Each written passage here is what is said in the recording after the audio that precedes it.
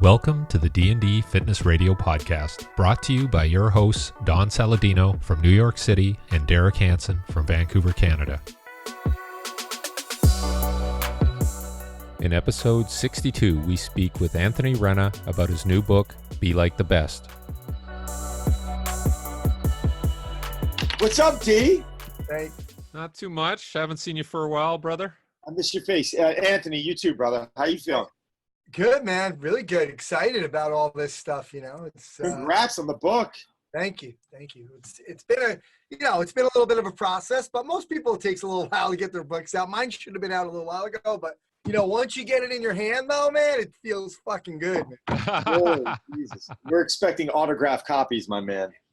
We gotta promote. Like, and I'm like, Derek, I don't want a commission. It's okay. He can have it. It's all good. Unbelievable. So how's everyone going though? Everyone's good? Yep. I'm good. I'm good. I wish I was a bit younger, but other than that, I'm fine. Well, your sleep is according to fatigue science, your rest is way better than mine right now.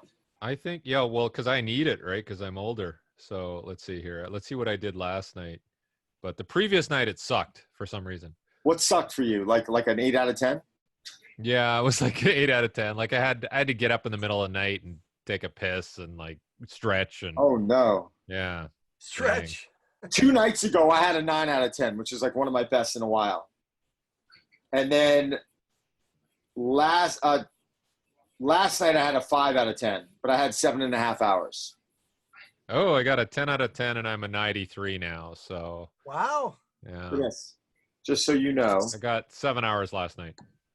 I'm an 86. Derek's sleep is obviously better than mine. I'm out. You know what's weird about the whole thing though, Ant? It's we're talking about fatigue science right now, and I feel like I'm sleeping great. You know? Yeah. You feel like it. You just don't know. Then when you start looking at the interruptions, and I've been wearing Whoop for a while also, so I've actually been comparing them, which is fun. Yeah, I got into the fatigue science as well. Derek hooked me up with Jeff Zielsa. Who's the guy? Jeff Yep. Zielsa. Yeah. And so we did a whole thing. I did a podcast with on the whole thing and everything. Because Brandon Marcello was doing it as well. Yeah. And so I did it for like 3-4 months of, wearing it, et cetera, et cetera. It was wild. It was good technology, and it was cool. That battery doesn't go out for a while. You got a month. You got to give fucking Apple I know. I'm like lesson. charging my Apple while I'm wearing it. It's like. Well, Ant, why did you stop wearing it? I'm just curious. You know what? I feel like it got monotonous a little bit, like just from my perspective, like always wearing it at night. I was kind of getting the same results. I was kind of on a good run, I think, at the same time. I was learning a lot about it, but yeah, I didn't really feel like I needed it anymore at the time. I was training a little bit more at the time, like had a specific goal, training for the rowing, and was trying to get some stuff going. So yeah, I don't know. I just didn't want to do it all the time, Right. I get it. No, I'm enjoying it. It just, you can become a little bit obsessive over it. Like there's just certain situations this week, like last night I got into work in New York City at 5:45. I didn't get home till 9 p.m. Oh, Jesus. Like that's a long day, man. Yeah. I was up at, I didn't get to work at 5:45 yesterday morning, which means I was up at 4:15, showering, eating, car service, and like that's a long day. And I got home and like my head hit the pillow. According to this, I was out. I passed out. So I got home by 9. I showered. I was passed out by 10. Wow. I mean that's like a lot of. Oh no, I'm sorry. Wait, let me rephrase that. I got off the train at 9, and I live about 12 minutes from home. So I got home. I showered, hung with my wife, played with my dog for a little bit, and I was in bed by 10. It's the best, and I got to sleep to 6:30, which is great. But that's the best I can do. I mean, there's nothing else I can do. And I'm on the train. I'm on my handheld. I'm not putting my handheld down because I'm on the train. It's like I'll go nuts. You're just sitting there watching for 50 minutes on the train. Like no, seriously. So these are things that like you just can't find. I'm upset. Do I have a 5 out of 10? Yeah. Could I have done any better yesterday? The answer is no. Yeah. It's very clear. I could not have done better. I think it's a good argument too for like, you know, for somebody like me that likes to have a glass of wine or two before they go to bed, sometimes you get to bed quicker, but you see like, I didn't really get a good sleep. But I felt like I was like, wow, man, I conked out. I passed out. I feel good. I didn't wake up. But then I'm like, well, the numbers aren't really there, you know? So, Yeah. We just found out Anthony's an alcoholic. well, Don knew already. I didn't say anything, by the way. Thanks, Don. He's passing out. He's passing out every night. No, you're a casual drinker, Anthony. No, that was just during Social. That was just during the fatigue science experiment. But it is. It's it's starting to get to the point now where I wonder, with all this data, because you start wearing devices to bed, you're wearing two things, you wake up, you feel great, you look down, you see a 5, and you're just like, damn, No, seriously. I mean, that's why when I got into HRV, when Joel Jameson launched his system, I was like 10 years ago. I bought his HRV, and I remember I was waking up some mornings, and this is technology's come such a long way, but I was waking up, I'm in the yellow, I'm in the red, I'm in the yellow, I'm in the red. I'm like, but I feel great. Yeah. And then suddenly I started seeing that it was changing my mood, and back then, less than when you know now, and I just I didn't get discouraged. I just got disinterested. I was like, what the hell else am I going to do? But I wasn't even doing social media then, so it's not even like I was on my phone much, and I never drank caffeine late at night. I was probably mentally in better. I mean, these phones kill us. I mean, these absolutely destroy. No. Say the joke. I didn't need glasses 2 years ago. I did not need glasses 2 years ago, and now I cannot see my iPhone without them. And that was not because my eyes just declined. No, it's because of my iPhone. Are you guys use the blue blockers at all at night? Yeah. I haven't tried it. Yeah. Those the regular cheap ones were great. I'm like, wow, this works. I felt like it worked, right? And then somebody sent me the Dave Asprey ones. Woo! It's like a sleeping pill. I swear. Wow. I was like, ow, man. I was like, Brandon was discussing that with me recently. He was saying that not all blue light glasses are created equal. I think only specifically they all will eliminate a certain amount of blue light. Yeah. So I think the ones that I got, which are like Swanwick, I think they eliminate like 93% or something like that. So, yeah. But there's other ones. So it's it's like anything else. I mean, you're seeing it now with even with CBD. Some people feel it, some people don't. Like I've taken CBD where I'm like, oh, this is shit, and I've taken other things where I'm like, no, this actually works. Like I got parasympathetic. I actually felt it in states where I was like, oh god, I was getting some anxiety. So yeah, I mean, it's like anything else. We know it's quality. It's what do you? So now I need blue blocking reading glasses. Is that what you're telling me? Exactly. No, I actually put the blue blocker. I put my reading glasses on, then I put the blue blockers on. I'm telling That's what I do. Yeah, no, I put my readers on, and then the blue blockers fit over. They were like, you could buy. I didn't care. Like I leave my because I have a pair for daytime, I have a pair for evening. So I leave my evening ones literally on my nightstand, and I just see them. I don't even put them in the case they're out. I just throw them on automatically. It actually does help. But we're married when we're talking about like wearing all this crap because we don't care. Are those the only devices you're wearing to the bedroom? Eric, we said we weren't going to go there on D&D Fitness Radio. My strap-on fatigue science band. Yeah, I love it. So Ant, talk to us, man. It's funny. You're always the one kind of emceeing. I feel like you're always the guy. You're like a politician in the fitness industry. I feel like you're like part of the government. You're like part of the parliament, and you've got so many incredible relationships with so many people. I've never heard anyone actually say anything remotely negative about you, which is tough to do in this industry. But kind of talk to us a little bit. I want to hear your story. I want to hear how'd this start for you, and even you with Boyle now, and everything you've done with strengthcoach.com, and now your book. I mean, it's been not an easy journey. I know that. I mean, you've definitely taken some punches just like the rest of us have, but it seems like things are going really well for you. We're really proud of you. Thanks, man. I mean, look, I was in the bar business for 18 years before I even got into fitness, right? And that's a hard thing to do. So Don, how old are you? 42. 42. Okay. So I was 37 when I got into the business, right? Wow. So here I had a full career working, for Randy Gruber and some celebrities, and opening bars, right? And like, I just became a personal trainer, right? Which is kind of crazy. But it was just kind of like me searching, like I was drifting. And after a while, you get to be like, what am I doing? I'm just getting people drunk. Yeah. That was it, right? I mean, so you don't really have like, Sounds good.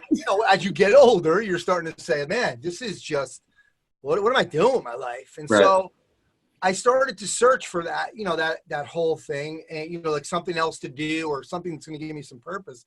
And my wife had gotten me a personal trainer, and basically for like Christmas or something. And so basically I started asking a lot of questions because I like to ask questions. And so I was just like starting to probe into it. And I said, this is probably a pretty good thing for me. I mean, I'm in a gym with a lot of people, which I like to be around a lot of people. I'm talking all the time. He's talking all the time. It's kind of like, I'm into sports. I like to do a lot of different things. I thought this might be a pretty good fit. So I said to my wife, I go, you know what? I'm just going to get certified. I go, what's the worst that can happen, right? I'm going to learn how to work out better, right? So I did it, and I just felt like just jumped in. While I was in the bar business, I was going to I was reading everything I could. I was on PT on the net. I was I went to a conference. I went to a Gray Cook and conference, a workshop, Gray Cook and Peter Twist. And that really changed the trajectory of everything, because at the end of the lecture, Gray goes, there's 2 new books out. You got to get them. He said to everybody, he said, Functional Training for Sports and Core Performance. So guys, this is, 2004, right? The beginning of 2004. And basically I got those books started. I said, this is for me. So I decided I'm going to make the plunge. I got a job at Equinox, and that's how it really started. I got into Equinox. I kept going crazy with continuing education, did Verstegen's mentorships, and that led me to Boyle, because I was on sportspecific.com, ironically enough, which is now strengthcoach.com. And Mike was looking for 2 people to fill out Functional Strength Coach 1. And you had to give an application. So I emailed him. I said, hey, Mike, I just got back. I work at Equinox. I just got back from Mark's mentorship. I would love to come up to Functional Strength Coach 1. He's like, oh, yeah, I remember who you are. You asked me a question. Yeah, come on up. You're in. And that's when Mike and I started our relationship, and started hanging out and talking. We were, obviously I was a little bit older at the, I was 37 getting into this. And Mike was about 44 or something. And so, it wasn't just like some young, we had a little bit more, we had friends in common. He worked in the bars as well, He likes the bars as well. Yeah. So that's what how it started, really. So what did you take from the bar business that has helped you, say, in the fitness? I'm curious about that, because 18 years is a good chunk of time, and I did something different. When I got out of college, I was in municipal engineering. But anyways, and I know what helped me from that. But what helped you from being in the bar business? Well, first of all, all right, so Derek, you never owned a facility, did you? Have you owned a facility? No, Okay. It scares the hell out of me. Yeah. All right. So Don obviously owns Drive 495. Don could go open a UPS post office station right now, and he'd only have to learn about 20% of what's unique to UPS, right? When you open a business, you open a business. 80% of it is the same. That's number one. But number two, the really important thing that I think was it taught me how to work with people, how to build relationships, because the fitness business is really all about relationships, in my opinion. And, when you own a place, when you're training people, how can you read them? Especially, when we don't have the fatigue science or the HRV data, right? You have to learn. I learned how to just, I had it because you're on alert in a bar, man. There could be danger, fights and problems. You're at night, it's late at night, right? So you're always reading people. And for me, that was a huge thing. And it was also, how do you get out of certain situations? So for me, it was really about how to talk to people on different levels. Didn't matter what social, because in a bar, you're going to get so many kinds of people. So I think really for me, that was the big thing, was relation. And that's what got me to where I am right now, because if I didn't kind of push those relationships, I would have never started the Strength Coach podcast. I'll tell that story in a couple of minutes. But, you know, and that has led to so many things. You know, it's funny. I mean, I do. There's been a bunch of, I don't want to mention names, but there's been a bunch of people in the industry that are very successful or were very successful, you know, whether they've passed away or whatever it is. And I consider them almost underachievers. Yet a lot of people out there would say, like, perfect example, John Daly, is he an overachiever or underachiever? Like, here's a guy that won 3 majors. Yeah. You know, but what else could he have done if he – so I've asked that question to people, and they're like, overachiever, he won 3 majors. I'm sitting there going, wow, Tiger Woods says he was probably one of the most athletic, one of the most talented players you've ever seen. Did he win enough to really be considered an overachiever? So there's an argument there. There's some people in the industry right now or in the past that I look at, and in specific eyes, they seem to be overachievers, and I find them underachievers because they're missing that element of communication and the ability to just calm themselves down a little bit when they're lecturing. But no, they go off, they yell, they scream, they piss people off. And it really is, it's sad. I mean, it's just total proof. Like, I tell this to my guys all the time, especially here. If you guys learn nothing else about the actual art of training, of like being coaching people, you'll be fine. Like, you're going to be fine. Like, everything you're learning now goes so far that you need to learn now goes so far beyond sets and reps and time under tension and your warm up and, you know, working with your PT and trying to sound analytical and you know, diving into anatomy and kinesiology. I'm like, you got to calm that down. Like, if you don't know how to market what you're doing, if you don't know how to communicate with people, if you don't know how to just do what we're doing now, you're going to be in deep shit. And it's about being relatable, right, Don? Because, like, especially like for you, right? We could, you know, Don's kind of a guy. I said this to Don before in a bar over drinks. You know, he's the kind of guy you want to hate. You're like, come on, man. This guy can't be this nice. Don't hate me. You can't be this cool, right? No, but you can't, because he's such a great guy, and he's. I say that about Derek. And you're relatable. That's a huge thing, and that's why people respond. Yeah, and that's why, like, some of these, like, people who can never, you know, because some people will be intimidated by looking at your body, right? Be like, I'm never going to be like that. You don't come across like that, though. You don't come across, you're not being pretentious about it. You're not being like, listen, I only work with celebrities, because you could certainly do that. You would certainly do work for them. Make me blush right now, Anthony. You could be a huge dick, Don, if you wanted to. I was having a down day. I was having a down day. But that's not going to last forever, right? Because then eventually everyone's going to be like, oh, Saladino's a jerk, man. He's old. No, listen, you know what? It's funny. I mean, you've done probably a better job of this than anyone. Is just like kind of leaving a good taste in people's mouths and just like just being a nice person. I really don't think it's such a hard formula. All the people that I really love to hang out with, and the people like Derek, I met Derek a couple of years ago. We clicked. Like, I just had a buddy of mine in town, Dr. Jordan Shallow. I met him in March. We clicked. Just, what is it? Are these smart people? Yes. Are they great at what they do? Yes. They're just great people to hang out with also. You know, we're not out talking about training every second. You know, we laugh. We can talk about other things, and you build a relationship. And then, you know what? We're all looking out for each other. It's like suddenly, you know, I'm getting a call from, you know, the editor-in-chief of Muscle and Fitness, and he's like, you know, we got an offer for you. And I'm like, oh my God, thank you. Like, I'm grateful for that. I don't ever sit there expecting that stuff to come to me. Like, and you got to admit, like, you know, the biggest names in the industry. Derek is the most respected in the industry at what he does. You guys don't take that for granted. You're not sitting there with like your chest out, like, look at me, look at me. You guys are trying to find out ways to do things a little bit better and be a little bit more successful, and just, you know, have that quality of life where you can continue to do what you love and be great at it.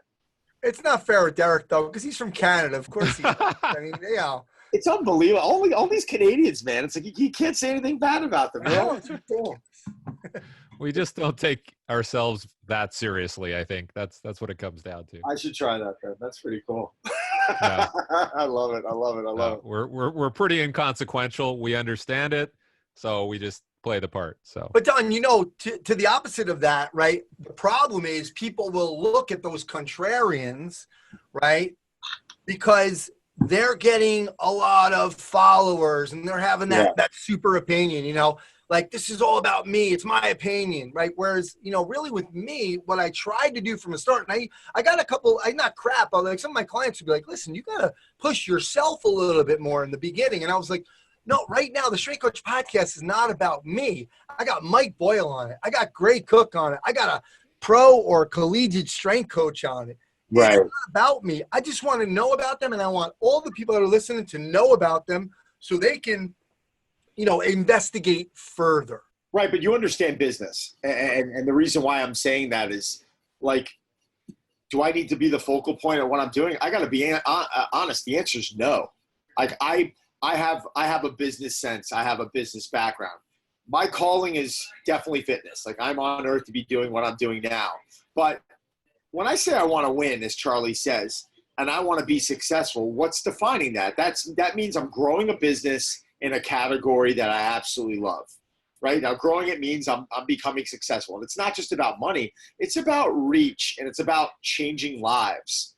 And that's something that I had to tussle with early on, because when I got into social media, I had people on the outside going, you got to have your shirt off in every post. You'll have 1 million followers like this. And I'm going, I didn't feel right about it. And it's like I'm dipping into it a little bit. And when I'm putting that out, I'm feeling dirty. And listen, yeah, I'll do it. And people joke around. They're like, every shirt you have is – no, every post that I have is not shirtless. Maybe one in every 20 posts, one in every 30 posts. I got to sprinkle it in there. And it's something that was tough for me to do. But I understand, listen, you're building a brand. You're building a business. You have to be relatable to people. And you have to be able to get that message out there. But it's been more positive and negative in the sense of, once you get into that, you're seeing that you're getting messages every day from people going, you've changed my life. Yeah. Oh my God, I was sick. Oh my God, I was 500 pounds overweight. Oh my God, I had a terrible injury where I couldn't walk and your words were in my head. And when you start hearing that stuff, it's not that the ego grows. You start saying to yourself, wow, this is way bigger than followers and money. Yeah. Like, you really are making a difference. And that's part of what you're doing with Strength Coach. Fortunately for you, you're humble enough to be able to say, I don't need to be Mike Boyle on the – no, let Mike be Mike. Like, there's not – like, Mike's the man. Like, I'm next to Mike. I'm like, Mike, have fun. Like, you know, like you be Mike. I mean, it's tough to compete with that guy. But I think just understanding that as a human and understanding that, no, we all could be successful if we allow Mike to be Mike. Yeah. Yeah. And I think one of the things, you know, like even with the book, like in our interview, Don, you know, you had said people wouldn't think that you would do this, right, if they didn't know you. But you had talked about your first lecture at Perform Better.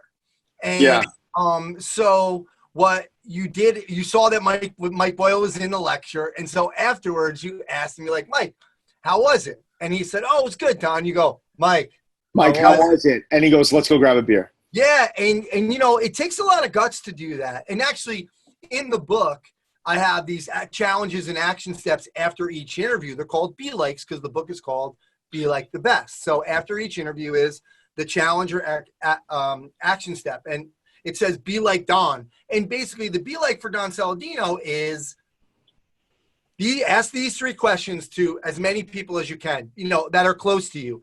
Do a survey monkey, say, you know, what are my strengths? What are some weaknesses? What are some things I can improve on? Any other thing that you'd want to add. I did that for my lecture at Perform Better. 12 people I got some great feedback, not only positive, but I got some negative feedback. I asked them to be gentle, but you know, it's an important thing that, like you had said, like, Mike, come on, Mike, it's okay. I can take it. Right. And It's an important piece of that development and us helping us to be a little bit more relatable, to understand more about ourselves so we can, you know, serve our community better.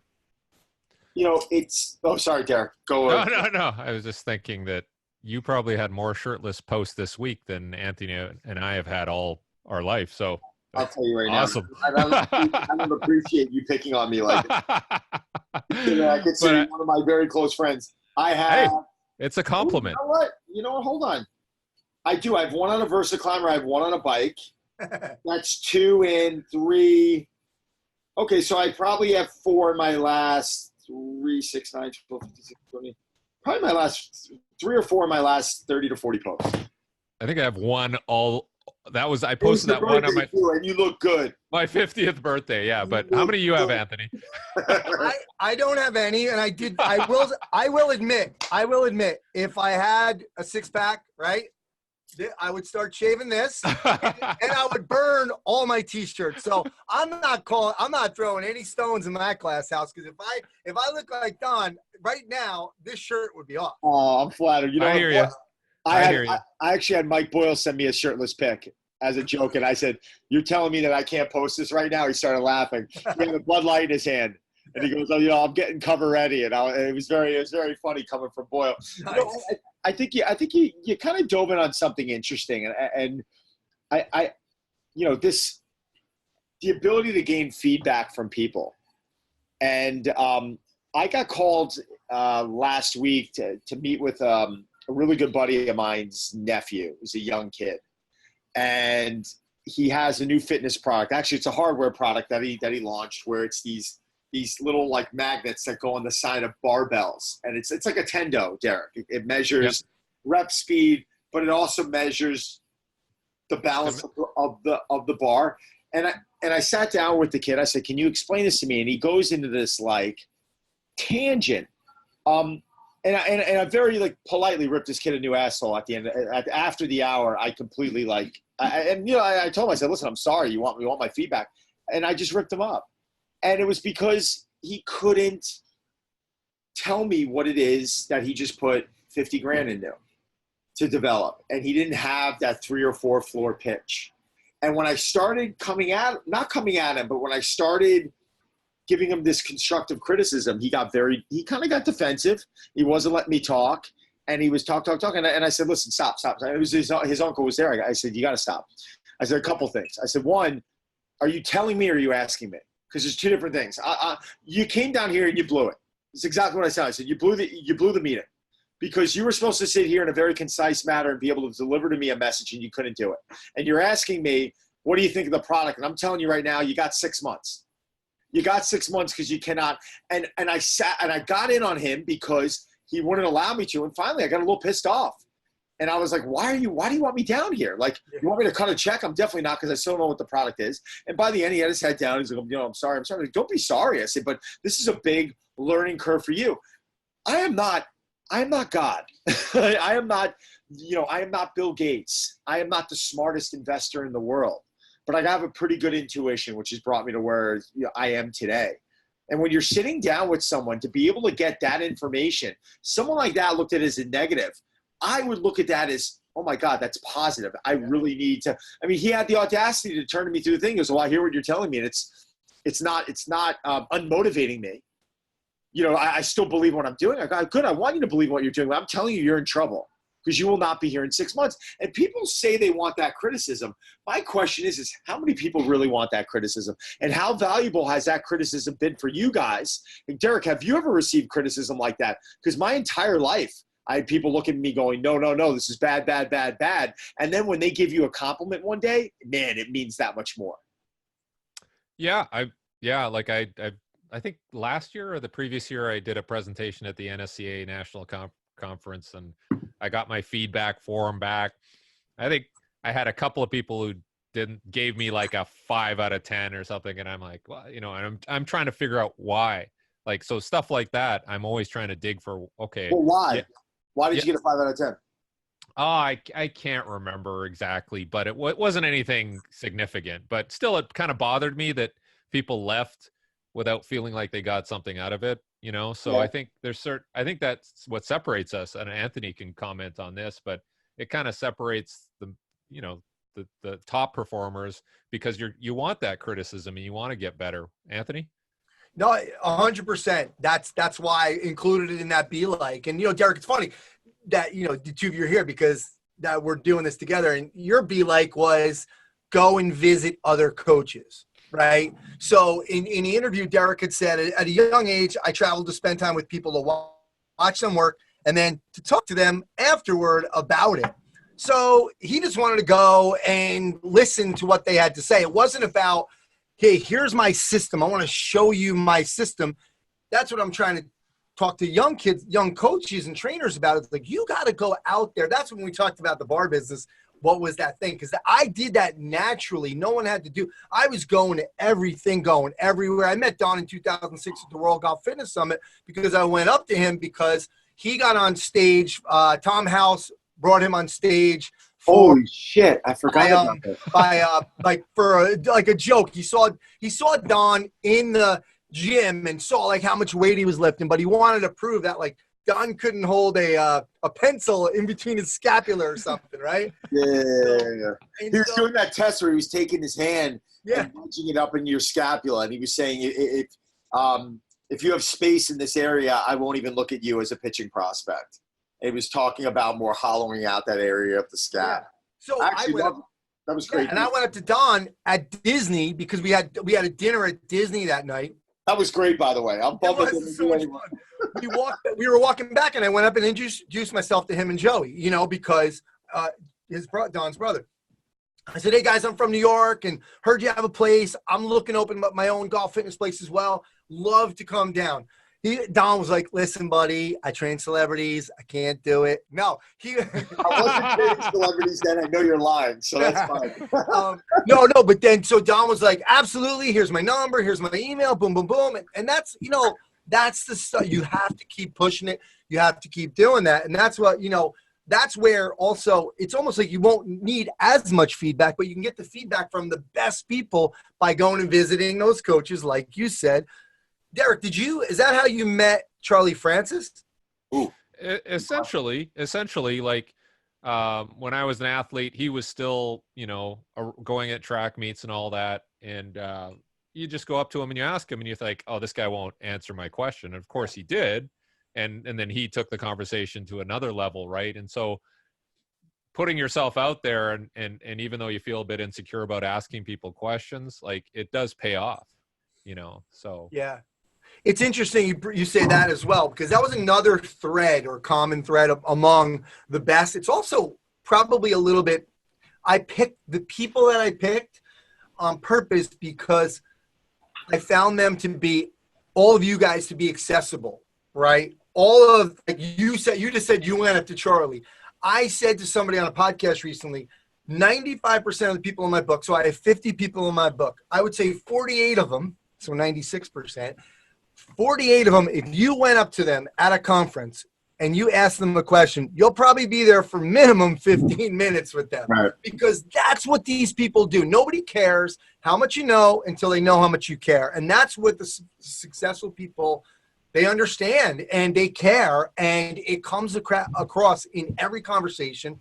And you just proved it right there with Charlie Francis, how great he was, and went up and you're like, he's not going to answer my question, but you still needed the courage to ask him.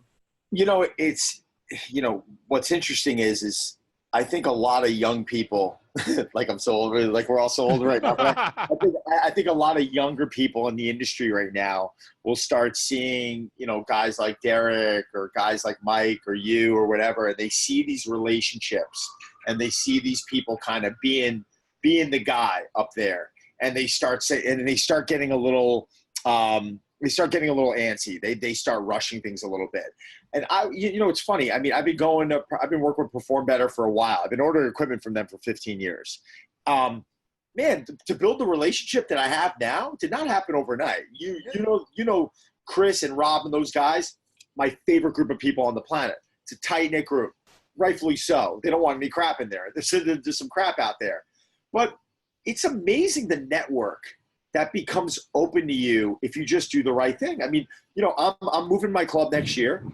Funding's in place, new concepts in place. Charlie Weingroff's coming in. He's going to come in as a partner. He's helping me develop something that I've always wanted to develop, and it's what he's always wanted to develop. It's this high performance model. We're getting away from a little bit of the fluffiness that the industry is, definitely portrayed. And I wanted to sit with some people at Perform Better. I'm thinking, who am I going to sit with that I can get honest opinions from?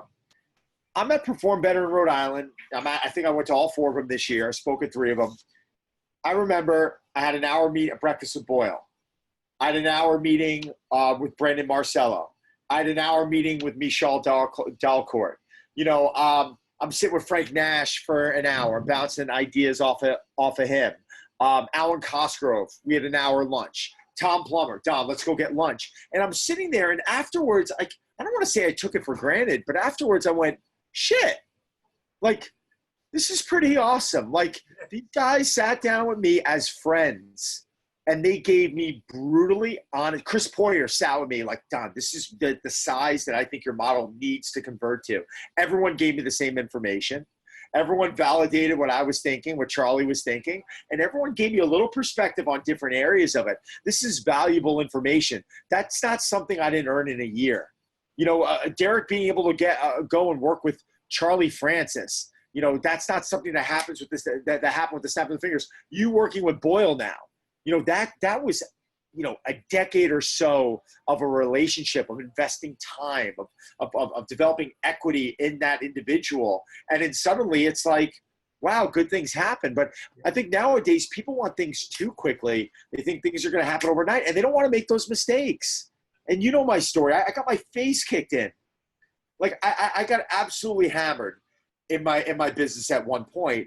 And now, but yet people are looking at me like, oh man, like, how'd you become successful? I'm like, what are you talking about? Like, what are you serious? Like Plummer said to me, he goes, Don, you're a 20-year overnight success. And I said, thanks. And we just started laughing over it. I wish people would just understand that this stuff takes time. Yeah. You failed all the way to the top, man. You know, Anthony, I got a question for you. So if you're spending all this time and energy promoting other people and supporting other people, at what point do you go like, hey, I got to step out from behind that and I got to get front and center at some point here and tell everybody what I know? Yeah, I think that's been over the last couple of years. I saw Nick Winkelman in about 2013. He was filling in a Perform Better for Mark Verstegen, and what he was talking about in the lecture was, what is it that wakes you up in the morning? What is your it? And you both know that was a question that I asked in the book for the success interviews. Like, what is it that wakes you up and I had to start thinking about that. And that's something that we don't do enough. We have to be intentional about figuring out, what do we want our legacy to be? What do we want our perfect life to look like? What do we want to be in 10 years? Like, these are things you have to be intentional about. And so for me, I started to think about that, and I decided that people were coming up to me and saying, man, the Strength Coach podcast, I've learned so much. Thank you for all that you're doing for the industry. Thanks for doing Strength Coach TV. I watched all the episodes before I opened my gym. Thanks for doing strengthcoach.com. I get so much out of it, blah, blah, blah. So those were the things that I was like, I love this. This is cool. Now, don't get me wrong. At my facility, 5 Iron Fitness, that was great. I loved my guys. I loved my culture. But to make a greater impact, because I took the time to sit down and decide, what is it that I want? I want to help fitness professionals become successful and make an impact in the world. Would having 5 Iron Fitness do that? No. Like, once you do your mission, once you decide on what your mission is, what you want your legacy to be, it answers a lot of questions. So should I keep it open? No, let me make that exit strategy. So I got out and I expanded on, the Strength Coach podcast, strengthcoach.com, which I became a partner in like 2012, Body by Boyle online, right? Those are things that I'm still the guy behind the guy kind of, but now that I have my own platform, that's where the book came in, right? The book happened because I needed a lead magnet for my website. So I called 5 people that I knew in the industry that I knew were a good cross-section of the industry: Donnie, Alan Cosgrove, Gerald Cooper Smith, Mike Boyle, and Ron McKeefery. And I said, everybody knows me for audio interviews. Let me do some interviews on something that is in line with my mission that I don't already do on the podcast. So that was interviews on success. That's in line with my mission. So I did the interviews for the lead magnet. A lead magnet is basically, what am I going to give you in exchange for your email? And I thought, wow, this would be a good PDF. And then I was like, wait a minute, this would be a good book. And that's how that process started. I called the 45 other people. But so to answer your question, that's me starting to break out into, what am I doing? Because you're right. You have to, now I'm starting coaching program, for young professionals and older ones who are drifting like I was. I've taken coaching with Michael Hyatt, Craig Ballantyne, the Cosgrove, so many people, all these experiences, and have this, like David Epstein's new book, this range from being in the bar business, doing a bunch of different things, that Now I can start that coaching. Now I can think about other books. Now I can think about expanding my platform, which is what I, started to do even again with Strength Coach TV and some other things. As long as it's in line with what is it that I want to do, I want to help fitness professionals achieve success and whatever that means to them and make an impact in the world. Yeah, do you think, I mean, you've identified some like key qualities of some of the individuals you've interviewed. Do you think there's this ability to kind of transition over to like just like corporate or general population, like in coaching them with some of these same principles? Is that an opportunity? There is not, in this book, there is nothing about fitness. Yeah. It's so funny. I mean, what did I just say about Don? What was Don's be like? Ask for feedback. You don't need to be in the fitness industry, to ask 20 of your friends and family and people, coworkers about, your strengths and weaknesses. What you had said in yours, like go visit other coaches. That could be, if you're in the financial industry, go visit somebody who has a small firm. Go visit other investors. Go visit somebody in a different sector of the financial industry. It doesn't matter. So the greater plan, yes, that's my 3-year plan is fitness. That's my low hanging fruit. That's the people that are listening to me. But I want to change this into the world, really. Great. Interesting. So what's going on next for you right now? You just put this book out. StrengthCoach.com has grown to probably one of the biggest resources in the strength and conditioning world, correct? I mean, are there any sites that are much bigger? Not like membership sites, because I think there's so much free stuff right now. I think everybody's still kind of wading through this. And Derek and I talked about this with his Sunday pop-ups. There's so much free content that, you offer free content, but what are you getting paid for? Like, right. do it that day and then record it and then, say, hey, I'd like this is, I took time out of my day to prepare and do all these things. And, besides all the education that you've had in your life. And, that's how you monetize it. So for me, it's, the membership site is still going strong. We got Body Bible Online. The Strength Coach podcast can always evolve into other things, other topics. So I think I don't think, strength and conditioning is not going anywhere. I think we'll always be arguing about whether foam rolling is good, whether Olympic lifting is good, what's the best way to get fast, besides the, the running mechanic certification. But, so for me, it's, I think what's next is keep doing this, Don. I spoke at Perform Better. It went really well. It's something that I love doing. I really want to, in conjunction with promoting the book, I want to keep doing that, like next year, really speak a lot more and, start getting the word out, maybe do a different platform, like a Be Like the Best podcast, just to talk about success and in general, and go from there. So, I'm still kind of right now, I'm trying to stay what's right in front of me. It's kind of getting this book out next week, keep promoting it, going on podcasts, keep talking to people, get in front of as many people as I can. But yeah, that's kind of where I want to go. I love this idea of teaching. So the coaching, having a coaching program is something that I really want to stay close to me. Besides fitness coaching, what do you think most coaches are really? I mean, in your opinion, what do you think most coaches are really lacking? Because here, you go to Perform Better, and every year there's this new flock of young trainers that are hungry and they're enthusiastic to learn. Yet, a handful of them just aren't where they want to be.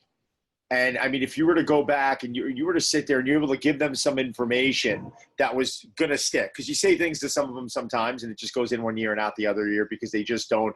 I mean, even some of the coaches that think they're established, you see them at a certain age and they're doing well, but there's just no growth at that point. And then 5 years later, I'm like, see that? It's not that easy. So what else information are you giving to them? So first, again, going back to this idea about being intentional, right? Yeah.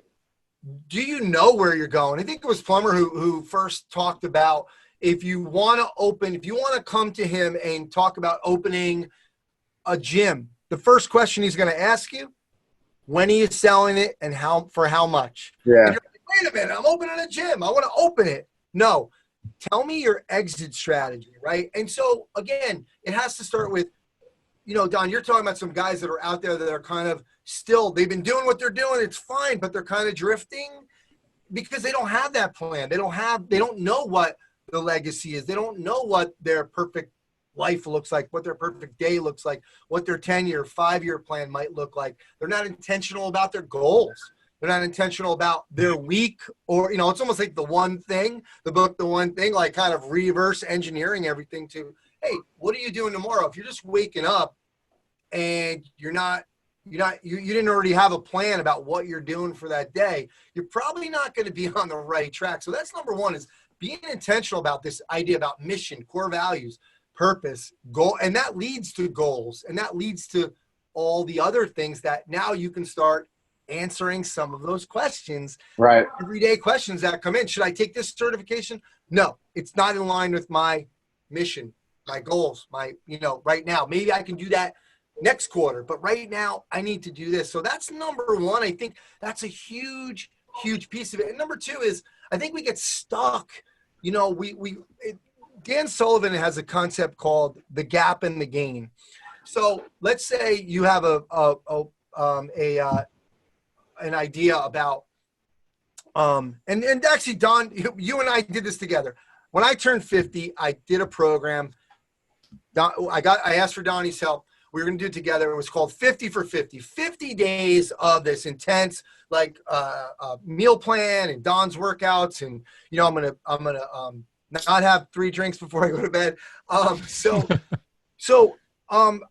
was at, when I started, I was at 16% body fat, right? Because I had done some stuff on my own. Now that's pretty good for 50 years old, right?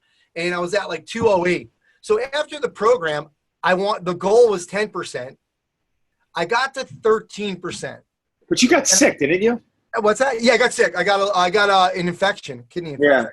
Yeah. So don't hold that against. Right at the end. But I was I kind of was a little disappointed, right? So the gap and the gain concept is, wait a minute. You said you wanted to lose 8 pounds and lose 6% body fat. You got to 13% body fat, which is very high, very, very low for that age. You lost the weight. You achieved 80% of what you. Yeah, I still find that a success. Unfortunately, you got sick. I mean, who knows what we could have done. But, I think it's a great, Well, what do we focus on? We focus on what we didn't get. We focus on the gap. And I think everybody's focus is so much on what they don't have, number one, and that little piece. And they also focus on what the differences are between the three of us. No, we have more in common. Let's focus on that. The gain, what we all have in common, because Mike used to call it it's like fly shit on pepper or pepper on fly shit. Right. It's so small, the disagreements are so small, and everybody wants to be a kettlebell guy, or right. It's so super niche, and I'm all for niches, don't get me wrong. I had 5-iron fitness, but you have to understand, you have to get to that niche the right way. I agree. So I think that's a big part of it.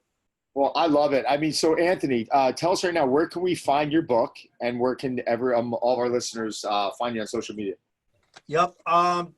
Be Like the Best is out October 18th. We're having pre-launch starting Monday the 14th. So if you order it during that week, there's a couple bonuses that we're giving out.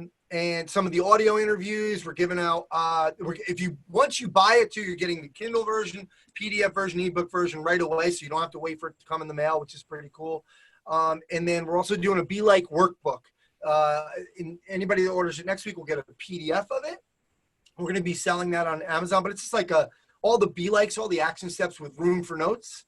So release on October 18th at On Target Publications, but you can just go to belikethebest.com and it's all right there. So. And wait, did you just mention your Instagram handle? I thought they just maybe come. No, it's Ant Renna, ANTRENNA for on Instagram. So yeah. All right. Well, guys, Anthony Renna, one of the more respected guys in the industry, a good friend of Derek and I's, and we thank you so much for coming on. This is pretty terrific, and I'm trying to think when I'm going to see you next. besides reading your book and gaining all that great information, There you go. when are we gonna be catching up for a little cocktail, maybe a little vino? Oh yeah, I don't know. Maybe around Christmas, man. It's just been crazy right now. So just trying to keep pushing with this stuff. And but yeah, and I'm hoping Maybe to be on a Derek- couple Perform Betters too. So Yeah, well, we'll definitely see there. Maybe Derek will actually come up to New York against it. We'll see. Yeah, we got to get together, do something in person. I love yeah, it. there we go. Exactly. All right, guys. Well, listen, thanks for this. This Thanks, is fun. Don. I appreciate it, man. All right, Yeah. guys. Take care. Derek, I'll talk to you later. Take care, both of you. Take care.